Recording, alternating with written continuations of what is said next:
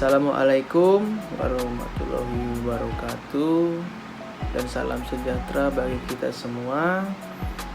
Perkenalkan, nama saya Chandra Saputra. Di kesempatan video kali ini saya akan menyampaikan atau mempresentasikan salah satu materi di mata kuliah pendidikan anti korupsi, yaitu dampak masif korupsi.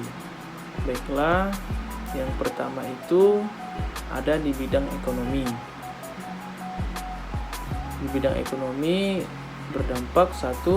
Pertumbuhan ekonomi terhambat, program pembangunan melemah, utang negara meningkat, impor barang meningkat. Ujung dari meningkatnya barang-barang impor adalah sebagai berikut. 1. Melemahnya produktivitas dalam negeri, meningkatkan PHK dan pengangguran, sikap hidup konsumtif, dan kemiskinan semakin meningkat. Yang B itu ada di bidang sosial. Yang pertama, kemiskinan masyarakat meningkat, terjadi demoralisasi bangsa, tingkat kriminalitas tinggi. Yang C itu ada di bidang pelayanan kesehatan. Dampak korupsi di bidang pelayanan kesehatan antara lain sebagai berikut. 1. Tingginya biaya kesehatan. 2. Pelayanan masyarakat terhambat. 3. Teknologi kesehatan kurang memadai. 4. Masyarakat ekonomi menengah ke bawah akan terlantar. Yang kelima, meningkatnya angka kematian ibu dan bayi. Yang D itu ada di bidang birokrasi. Korupsi menghambat jalannya fungsi pemerintahan sebagai pengampu kebijakan negara.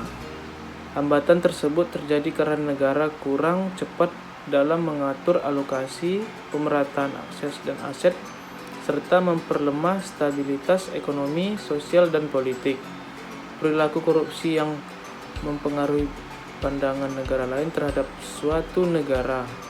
Negara yang memiliki angka korupsi tinggi akan memiliki citra negatif dari negara lain.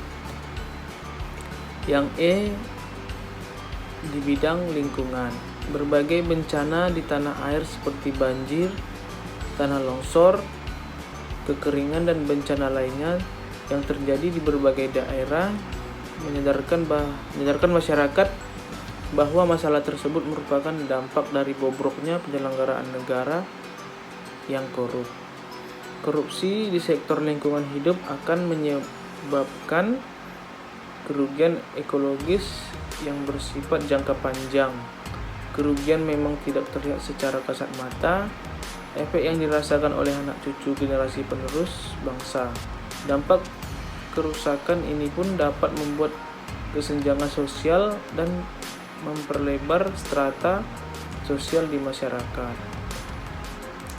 Yang F ada di bidang politik. 1. Kredibilitas pemerintah atas partai politik diragukan oleh masyarakat. 2. Kinerja politik akan terganggu. 3. Konflik kepentingan partai semakin merajalela. 4. Melahirkan pemimpin-pemimpin yang korup. Yang G ada di bidang hukum. Lemahnya tindakan hukum membuat orang semakin berani melakukan tindakan korupsi. Hukuman yang diperoleh masih tergolong ringan dibanding nilai dan akibat dari perolehan korupsi. Jeratan pidana, denda, penjara hingga hukuman mati bukan menjadi ancaman bagi koruptor kelas atas. Kesempatan ini pun dimanfaatkan untuk membuat pandangan masyarakat terhadap pemerintah menjadi negatif. Karena tidak mampu melaksanakan tugasnya dengan baik, banyak hakim dan pengacara yang menerima suap dan penyelesaian para kasus korupsi. Yang H yaitu ada di bidang pertahanan dan keamanan. 1. Krisis identitas diri yang menganggap diri sendiri tidak memiliki arti. 2. Krisis bela negara yang angkat tangan dengan berbagai permasalahan yang ada. Yang ketiga, masyarakat terintervensi oleh pihak-pihak yang ingin menjatuhkan kredibilitas pemerintah.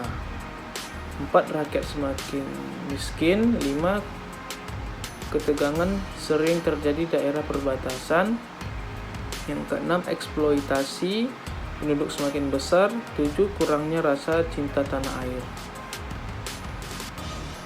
Demikian beberapa hal yang bisa saya sampaikan pada video kali ini. Saya memohon maaf sebesar-besarnya apabila ada tutur kata atau kalimat yang salah dan kurang berkenan saat penyampaian video tadi. Dengan ini presentasi saya tutup. Terima kasih dan selamat siang.